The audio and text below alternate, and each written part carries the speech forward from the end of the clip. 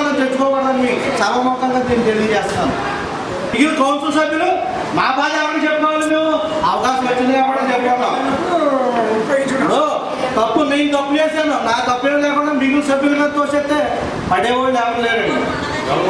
మనకి నా చేత రాకపోతే తప్పుకున్నాను, తప్పుకోవాలి బాధ్యత. నా వల్ల అవనప్పుడు నేను తప్పుకోవాలి.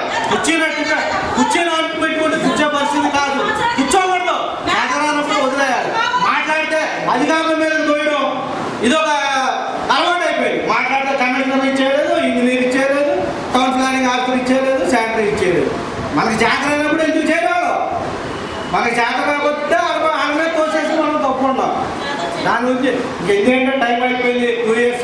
నా ఉద్దేశ ప్రకారం, నా అభిప్రాయ ప్రకారం మనం ఉన్న మంచి గౌరవం కాపాడుకోవాలంటే వాళ్ళు నిజంగా ఇప్పటి నుంచి కౌన్సిల్ రద్దు చేసి తీర్మానం చేసి గవర్నమెంట్ స్పెషల్ ఆఫీసర్ కౌన్సిల్ తీర్మానం చేస్తే బాగుంటుంది.